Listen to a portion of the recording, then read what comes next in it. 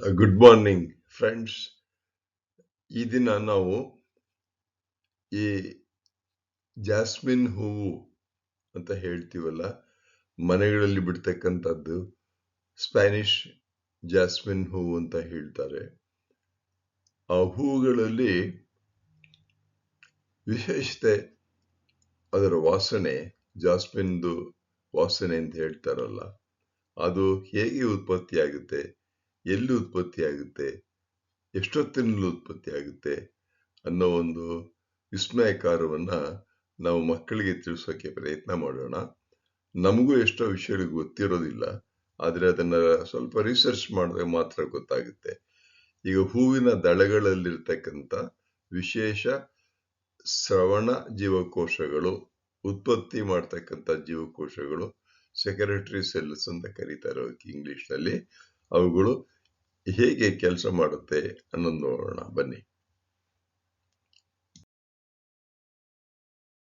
ಹೂವಿನ ಪರಿಮಳವನ್ನು ನಾವು ನೋಡ್ತಾ ಹೋದ್ರೆ ಬೇರೆ ಬೇರೆ ರೀತಿಯ ಹೂಗಳು ಪರಿಮಳ ಬೇರೆ ಬೇರೆ ರೀತಿಯಾಗಿರುತ್ತೆ. ಅದು ಎಂತ ಪ್ರಕೃತಿಯ ಅದ್ಭುತ ಅಲ್ವಾ? ನಾವ್ ಏನ್ ಮಾಡಿದ್ರು ಆ ರೀತಿ ಮಾಡೋಕ್ಕಾಗಲ್ಲ. ಹೂಗಳು ಏಕೆ ಸುಗಂಧವನ್ನು ಉತ್ಪಾದಿಸುತ್ತವೆ ಅನ್ನೋದು ಒಂದು ಪ್ರಶ್ನೆ. ಹೂವುಗಳು ಪರಿಮಳವು ಕೇವಲ ಮನುಷ್ಯರಿಗೆ ಮಾತ್ರ ಮಾಡಿಲ್ಲ ಅನ್ನೋದು ಜ್ಞಾಪಕ ಇಟ್ಕೋಬೇಕು ನಾವು. ಇದು ತನ್ನ ಒಂದು ವೃದ್ಧಿಗೋಸ್ಕರ, ವಂಶಾಭಿವೃದ್ಧಿಗೋಸ್ಕರ ಮಾಡಿರುತ್ತೆ. ಇದರಿಂದ ಜೇನುನೊಣ, ಚಿಟ್ಟೆ, ಪತಂಗ ಮುಂತಾದ ಕೀಟಕಗಳು ಆಕರ್ಷಣವಾಗಿ ಪರಾಗಸ್ಪರ್ಶ ಮಾಡಲು ಅನುಕೂಲ ಮಾಡಿಕೊಡುತ್ತೆ. ಪ್ರತಿಯೊಂದು ಹೂವಿಗೂ ತನ್ನದೇ ಆದ ವಿಶಿಷ್ಟ ಪರಿಮಳವಿದೆ. ಎಂತ ಒಂದು ಮುಖ್ಯವಾಗಿರ್ತಕ್ಕಂಥ ವಿಚಾರ ಅಲ್ವಾ? 14 ಹೂವು ನಾವು ಪಕ್ಕದಲ್ಲಿಟ್ರೆ, ಉದಾಹರಣೆಗೆ ಸೂರ್ಯಕಾಂತಿ, ಗುಲಾಬಿ, ಜಾಸ್ಮಿನ್ನು, ದಾಸವಾಳ, ಮಾವಿನ ಹೂವು, ಹೀಗೆ ಎಲ್ಲಾ ರೀತಿಯ ಹೂವುಗಳನ್ನು ಪಕ್ಕದಲ್ಲಿಟ್ರೆ ಒಂದೊಂದು ಹೂವು ಒಂದೊಂದು ರೀತಿಯಾದ ಪರಿಮಳವನ್ನು ತೋರಿಸುತ್ತೆ. ಎಂತ ಅದ್ಭುತ ಇದು! ಹೂವುಗಳಲ್ಲಿ ಅಥವಾ ಸಸ್ಯಗಳಲ್ಲಿ ಈ ಪರಿಮಳ ಎಲ್ಲಿ ಉತ್ಪತ್ತಿಯಾಗುತ್ತೆ, ಯಾವ ಜಾಗದಲ್ಲಿ ಉತ್ಪತ್ತಿಯಾಗುತ್ತೆ ಅನ್ನೋದೊಂದು ವಿಸ್ಮಯಕಾರ. ಅದು ಎಲ್ಲ ಮಕ್ಕಳಿಗೂ ಗೊತ್ತಿರೋದಿಲ್ಲ, ಅಥವಾ ಎಲ್ಲ ಮಹಿಳೆಯರಿಗೂ ಗೊತ್ತಿರಲ್ಲ, ಅಥವಾ ಎಲ್ಲ ಮನುಷ್ಯರಿಗೂ ಗೊತ್ತಿರೋದಿಲ್ಲ. ಈಗ ನೋಡೋಣ ಬನ್ನಿ. ಹೂವಿನ ದಳಗಳಲ್ಲಿ ಸಣ್ಣ ಗ್ರಂಥಿಗಳಿರುತ್ತೆ. ಈ ಹೂವಿನ ದಳಗಳಲ್ಲಿರುವ ವಿಶೇಷ ಜೀವಕೋಶಗಳು ಈ ಗ್ರಂಥಿಗಳಲ್ಲಿ ಸುಗಂಧದ ಎಣ್ಣೆಯನ್ನ ತಯಾರು ಮಾಡುತ್ತೆ.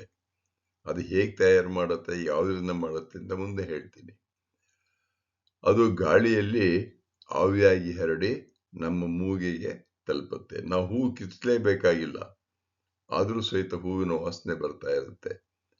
ಸ್ಪ್ಯಾನಿಷ್ ಜಾಜಿಯ ಪ್ರಮುಖ ಸುಗಂಧ ರಾಸಾಯನಿಕಗಳು ಅಂದ್ರೆ ಈ ಪರಿಮಳ ಅಂತಕ್ಕಂಥದ್ದು ಒಂದು ವಸ್ತುವಿನಿಂದ ಆಗಲ್ಲ, ಅನೇಕ ವಸ್ತುಗಳಿಂದ ಆಗುತ್ತೆ. ಇಲ್ಲಿ ಈ ಜಾಜಿ ಹೂವಿನಲ್ಲಿ ಲಿನಲೋಲ್ ಅಂತಕ್ಕಂಥ ಒಂದು ಆರ್ಗ್ಯಾನಿಕ್ ವಸ್ತು, ಮತ್ತೆ ಬೆಂಜೈಲ್ ಅಸಿಟೇಟ್ ಅಂತ ಇನ್ನೊಂದು, ಬೆಂಜೈಲ್ ಆಲ್ಕೋಹಾಲ್, ಇಂಡೋಲ್ ಅಂತ ಒಂದು ವಸ್ತು, ಈ ಎಲ್ಲ 4 ಸೇರ್ಕೊಂಡು ಒಂದು ರೀತಿಯಾಗಿರ್ತಕ್ಕಂಥ ಎಸೆನ್ಷಿಯಲ್ ಆಯಿಲ್ ಆಗುತ್ತೆ. ಅತ್ಯವಶ್ಯಕ ಎಣ್ಣೆ ಅಂತ ಕರೀತಾರೆ, ಅದಾಗುತ್ತೆ. ಆ ಎಣ್ಣೆಯಿಂದ ನಮಗೆ ವಾಸನೆ ಬರುತ್ತೆ. ಇದು ಹೇಗಾಗುತ್ತೆ ಅನ್ನೋದು ತುಂಬಾ ಸ್ವಲ್ಪ ಸಂಕೀರ್ಣವಾಗಿದೆ. ಇಲ್ಲಿ ಅದನ್ನ ಎಕ್ಸ್ಪ್ಲೇನ್ ಮಾಡೋದಕ್ಕಾಗಲ್ಲ, ಅದಿಷ್ಟು ಮಾತ್ರ ತಿಳ್ಕೋಬಹುದು. ದಳಗಳಲ್ಲಿ ಆಗುತ್ತೆ, ದಳಗಳಲ್ಲಿ ಇರ್ತಕ್ಕಂಥ ಕೋಶಗಳಲ್ಲಿ ಆಗುತ್ತೆ ಅಂತ. ಈಗ ಕೋಶಗಳಲ್ಲಿ ಎಲ್ಲಾಗುತ್ತೆ ಅಂತ ಒಂದು ಪ್ರಶ್ನೆ, ಅದನ್ನ ನೋಡೋಣ ಮುಂದೆ. ಈ ಹೂಗಳು ಸಾಮಾನ್ಯವಾಗಿ ಅರಳೋದು ರಾತ್ರಿ 6 ಗಂಟೆಯಿಂದ 10 ಗಂಟೆ ಒಳಗಡೆ ಅರಳುತ್ತೆ. ಅಲ್ಲಿ ತನಕ ಅರಳಿರೋ ಹೂವಾಗಿರೋದಿಲ್ಲ, ಬರೀ ಮೊಗ್ಗಾಗಿರುತ್ತೆ. ಯಾತಕ್ಕೋಸ್ಕರ ರಾತ್ರಿನೇ ಹರಡಬೇಕು ಅಂತ ಕೇಳಿದ್ರೆ, ಈ ರಾತ್ರಿಯ ಹೊತ್ತಿನಲ್ಲಿ ಪತಂಗಗಳು ಅಂದ್ರೆ ಕೀಟಕಗಳು ಈ ಹೂವಿನ ಬಂದು ನೋಡುತ್ತವೆ. ಅಂದ್ರೆ they will come to flowers. ಯಾತಕ್ಕೋಸ್ಕರ ಬರುತ್ತೇವು? They come for nectar. ಅವುಗಳಿಗೆ ಬೇಕಾಗಿರ್ತಕ್ಕಂಥ ಸಿಹಿಯ ಒಂದು ದ್ರವ ಬೇಕಾಗುತ್ತೆ ಹೂಗಳಿಂದ. ಆ ರೀತಿ ಆಕರ್ಷಣೆ ಮಾಡಲು ಬಣ್ಣ ಎಲೆಗಳ ಹಸಿರು ಬಣ್ಣ ಇದ್ರೂ ಸಹಿತ ಈ ಹೂಗಳ ಪೆಟಲ್ಸ್ ಅಂತ ದಳಗಳು ಅಂತ ಹೇಳ್ತೀವಲ್ಲ, ದಳಗಳು ಬೇರೆ ಬೇರೆ ಬಣ್ಣಗಳಾಗ್ಬಿಟ್ಟಿರುತ್ತೆ. ರಾತ್ರಿ ಹೊತ್ತು ಅರಳತಕ್ಕಂಥ ಹೂಗಳು ಬಿಳಿ ಬಣ್ಣದ ದಳಗಳನ್ನಾಗಿರುತ್ತೆ. ಕಾರಣ ಏನಂದ್ರೆ ಅದು ಬಿಳಿ ಬಣ್ಣ ಆಕರ್ಷಣೆ ಮಾಡುತ್ತೆ. ರಾತ್ರಿಯ ತಂಪಾದ ಮತ್ತು ಶಾಂತ ಗಾಳಿಯಲ್ಲಿ ಪರಿಮಳ ಹೆಚ್ಚು ಸಮಯ ಉಳಿದಿರುತ್ತೆ. ತುಂಬಾ ದೂರದವರೆಗೂ ಹರಡಿ ಪತಂಗಗಳನ್ನ ಆಕರ್ಷಣೆ ಮಾಡೋದಕ್ಕೆ ಸಹಾಯ ಮಾಡುತ್ತೆ. ಇದರಿಂದ ಪರಾಗಸ್ಪರ್ಶದ ಸಾಧ್ಯತೆ ಹೆಚ್ಚು. ಈ ಹೂವಿನಿಂದ ಬರ್ತಕ್ಕಂಥ ಗಾಡಿಯಲ್ಲಿ ಬರ್ತಕ್ಕಂಥ ಪರಿಮಳ ನಾವು ಹೇಗೆ ಅನುಭವಿಸ್ತೀವಿ ಅದನ್ನ, ಒಂದು ವಸ್ತುವನ್ನು ತಿಂದ್ರೆ ರುಚಿ ಗೊತ್ತಾಗುತ್ತೆ, ವಸ್ತು ಅಲ್ಲೇ ಇದ್ರೆ ರುಚಿ ಗೊತ್ತಾಗಲ್ಲ ನಮಗೆ.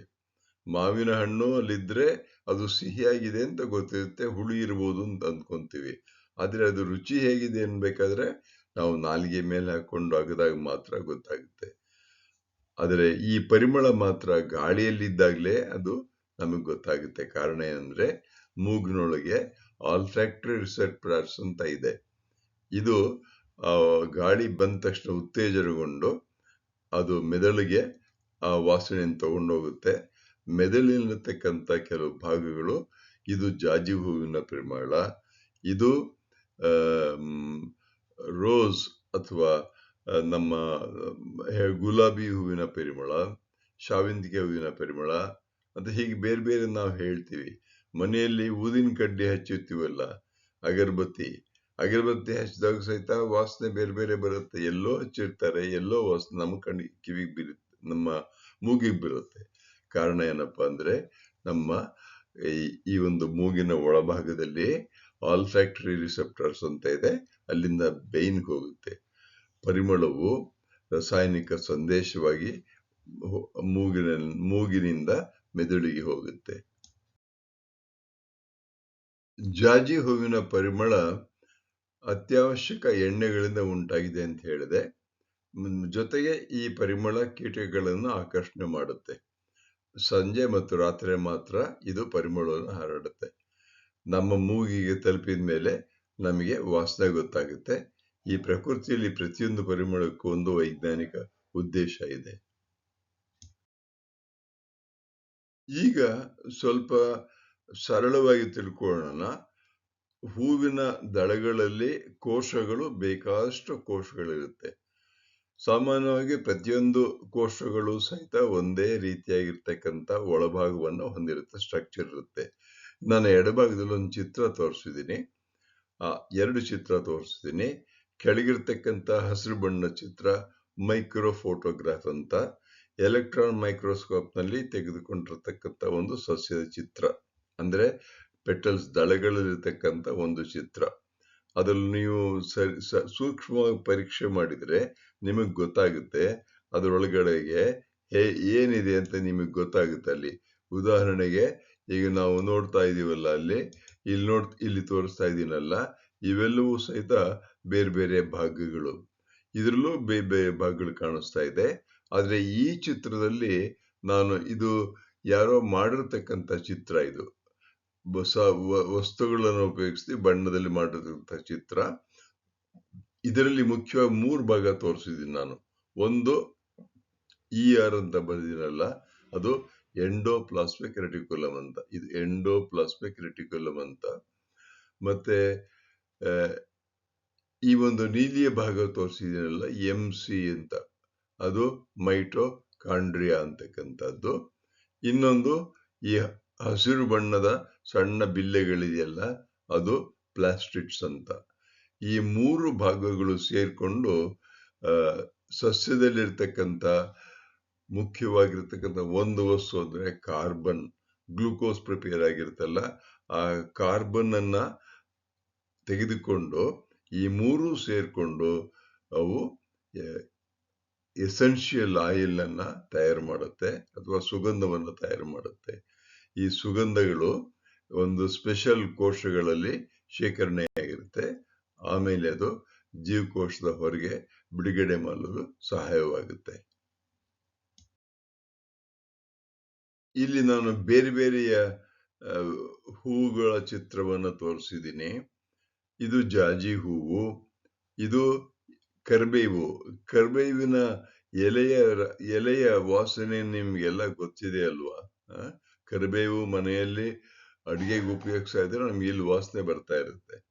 ಇದು ಸಹಿತ ಒಂದು ನೀಲಿಯಾಗಿರ್ತಕ್ಕಂಥ ಹೂವು. ಈ ಹೂವಿನ ಹೆಸರು ನನಗೆ ಗೊತ್ತಿಲ್ಲ, ದಯವಿಟ್ಟು ಕ್ಷಮಿಸಿ.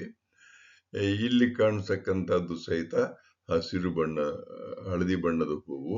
ಈ ಹೂವುಗಳಿಂದ ತಯಾರಾಗ್ತಕ್ಕಂಥ ಎಣ್ಣೆಯ ಒಂದು ತೊಟ್ಟು. ಈ ಎಣ್ಣೆಯನ್ನ ಬಾಟ್ಲಿಗಳಲ್ಲಿ ಶೇಖರಣೆ ಮಾಡಿ ಸೆಂಟ್ ಅಂತ ಮಾರ್ತಾರೆ, ಅಥವಾ ಗಂಧದಲ್ಲಿ ಪೇಸ್ಟ್ ಅನ್ನು ತಯಾರು ಮಾಡ್ತಾರೆ. ಈ ರೀತಿಯಾಗಿ ಹೂಗಳು ಸಹಿತ ಮಾಡ್ಬೋದು. ಇದು ಶಾವಂತಿಗೆ ಹೂವು, ನಮಗೆಲ್ಲ ಗೊತ್ತಿರ್ತಕ್ಕಂಥದ್ದು. ಅಂದ್ರೆ ಪ್ರತಿಯೊಂದು ಹೂವಿನಲ್ಲೂ ಸಹಿತ ಒಂದು ವಿಶೇಷವಾಗಿರ್ತಕ್ಕಂಥ ಎಣ್ಣೆ ಉತ್ಪತ್ತಿಯಾಗುತ್ತೆ. ಆ ಎಣ್ಣೆಯಿಂದ ನಮಗೆ ವಾಸನೆ ಬರುತ್ತೆ. ಈ ಒಂದು ವಿಡಿಯೋವನ್ನ ಚಿತ್ರೀಕರಣ ಮಾಡೋಕೆ ಬೇಕಾಗಿರ್ತಕ್ಕಂಥ ಚಿತ್ರಗಳನ್ನ ನಾನು ನಮ್ಮ ಮನೆಯ ಗಿಡದಿಂದ ಕೆಲವು ಚಿತ್ರಗಳನ್ನು ತಗೊಂಡಿದ್ದೀನಿ.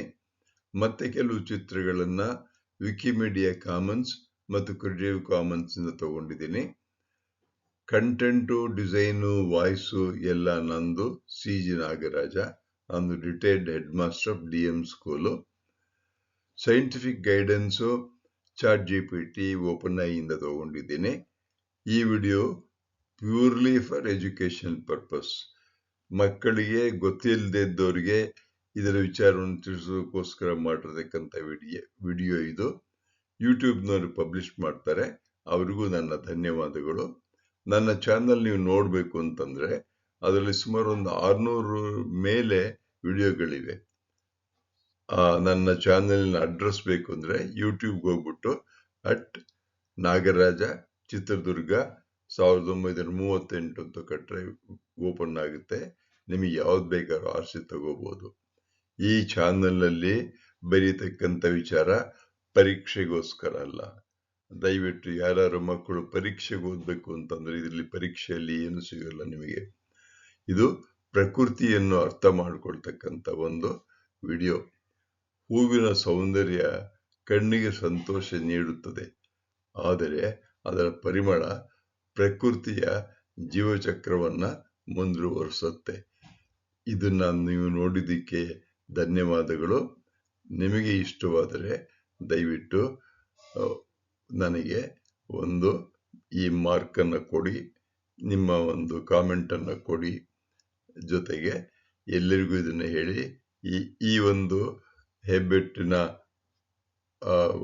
ಗುರುತಿದೆಯಲ್ಲ, ಅದನ್ನು ದಯವಿಟ್ಟು ಒತ್ತಿ, ನನಗೆ ಸಹಾಯವಾಗುತ್ತೆ. ಎಲ್ಲರಿಗೂ ವಂದನೆಗಳು. ದೇವರು ಎಲ್ಲರಿಗೂ ಒಳ್ಳೆಯದು ಮಾಡಲಿ. Thank you.